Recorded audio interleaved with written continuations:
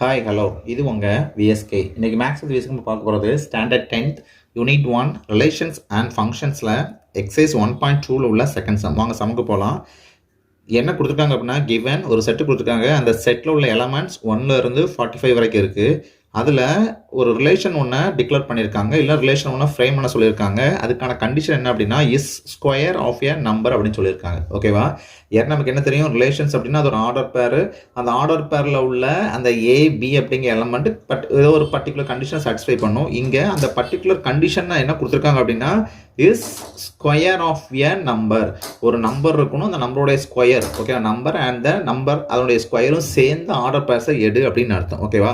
Conditions என்ன கொடுத்துருக்காங்கன்னா கண்டிப்பாக அந்த நீங்கள் ஃப்ரேம் பண்ணக்கூடிய அந்த ரிலேஷன்ஸ் அப்படிங்கிறது ஏ கிராஸ் பிக்கு சப்செட்டாக தான் இருக்கணும்.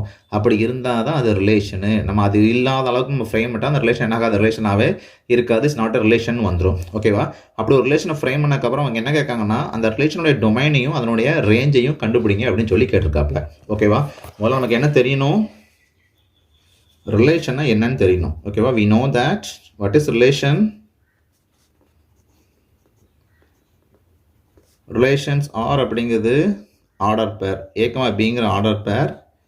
அந்த A and B satisfied some particular condition. ஓகேவா? அப்புறம் அந்த ஏங்கிறது பிலாங்ஸ் டு கேபிட்டல் ஏ, பிங்கிறது belongs to capital B. Okay, இது ஃபஸ்ட்டு. அதுக்கப்புறம் கண்டிப்பாக அந்த ஆறுங்கிறது is a subset of A cross பியில் இருக்கணும். புரிஞ்சா? நமக்கு இங்கே என்ன கொடுத்துருக்காங்க அப்படின்னா நம்ம கண்டுபிடிக்க போகிற அந்த ரிலேஷனு ஏ கிராஸ் ஏக்கு சப்செட்டாக இருக்கணும் அப்படின்னு அர்த்தம். ஓகேவா? அதுக்காக நம்ம என்ன செய்ய வேண்டாம்னா ஏ கிராஸ் ஏ வச்சு அதுக்கான கார்ட்டீசியன் ப்ராடக்ட் கண்டுபிடிக்க வேண்டாம். ஏன்னா இங்கே 45 எலமெண்ட்ஸ் இருக்குது. இது ஒரு 45, அது ஒரு 45, அதை இன்டூ பண்ணி வரோம். நம்ம கண்டுபிடிக்க வேண்டாம். அதுக்கு பதிலாக நம்ம என்ன செய்யலாம் அப்படின்னா ஸ்கொயர் பண்ணி வர்றதுனால ஏயோ பியோ அந்த வேல்யூ பிலோ 45 வர்ற மாதிரி பார்த்துக்கிட்டா போதும். அப்படி பிலோ 45 மாதிரி வர்ற மாதிரி பார்த்தோம்னா கண்டிப்பாக அந்த order pair A cross B அப்படிங்கிற கார்ட்டீசியன் ப்ராடக்ட்டில் வரக்கூடிய ஆர்டர் பேருக்குள்ளே தான் இருக்கும் அப்படின்னு அர்த்தம். ஓகேவா? அப்போ நம்ம என்ன கண்டுபிடிக்க போகிறேன், ரிலேஷன்ஸ் கண்டுபிடிக்க போகிறேன். Relation R. ஓகேவா? என் நம்பர் ஒரு நம்பரா and square of a number. ஓகேவா?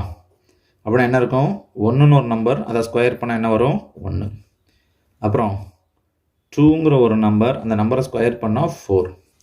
அப்புறம் 3ங்கிற ஒரு நம்பர், அந்த நம்பரை ஸ்கொயர் பண்ணால் 3. அப்புறம் 4ங்கிற ஒரு நம்பர், அந்த நம்பரை ஸ்கொயர் பண்ணால் 16.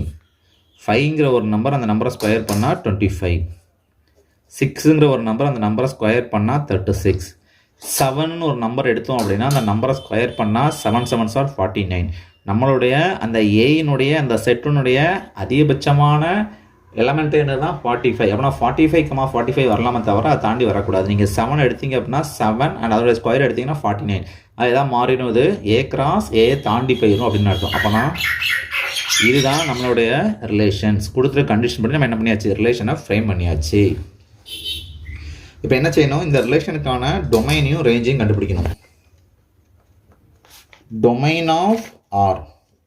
ஒரு ரிலேஷனுடைய டொமைன் கண்டுபிடிக்கணும் அப்படின்னா அதில் வரக்கூடிய ஆர்டர் பேரில் உள்ள ஃபஸ்ட்டு எலமெண்ட்ஸ் எல்லாம் நீங்கள் எடுத்து எழுதுனீங்க அப்படின்னா அதுதான் எதா இருக்கும் அப்படின்னா அந்த ரிலேஷனுடைய டொமைனாக இருக்கும் அப்படின்னு அர்த்தம். அதான் ஏ பிங்கிற ஆர்டர் பேரில் உள்ள ஃபஸ்ட்டு எலமெண்ட்ஸ் ஏலாம் எடுத்து எழுதுனீங்கன்னா அதான் என்னது, டொமைன் ஆஃப் ஆர். ஓகேவா? அப்போ இங்கே என்ன வந்துடும், இப்போ இந்த சமுக்கு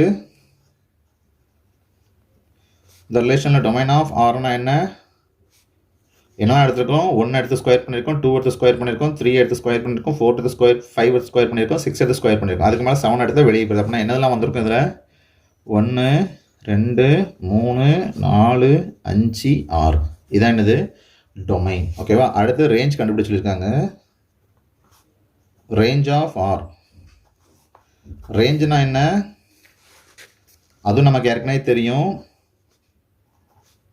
அந்த ஏ பிங்கிற ஆர்டர் பேர் இன் ஆர் ரிலேஷனில் உள்ள ஆர்டர் பேரில் உள்ள செகண்ட் எலமெண்ட்ஸ் எல்லாத்தையும் நீங்கள் எடுத்து எழுதுனீங்கன்னா அதுதான் அந்த ரிலேஷனுடைய ரேஞ்சாக இருக்கும் அப்படின்னு அர்த்தம். அப்போ நீங்கள் ரேஞ்ச் என்னது, இந்த கொடுத்துருக்க சமுக்கு range of R is equal to 1 4 அடுத்தது 9 16 25, 36. ஓகேவா? ரேஞ்சும் கண்டுபிடிச்சாச்சு, டொமைனும் கண்டுபிடிச்சாச்சு. ஓகேவா? இதோட இந்த வீடியோ முடிஞ்சிருச்சு. அடுத்த வீடியோ அடுத்த பார்ப்போம். நன்றி, வணக்கம்.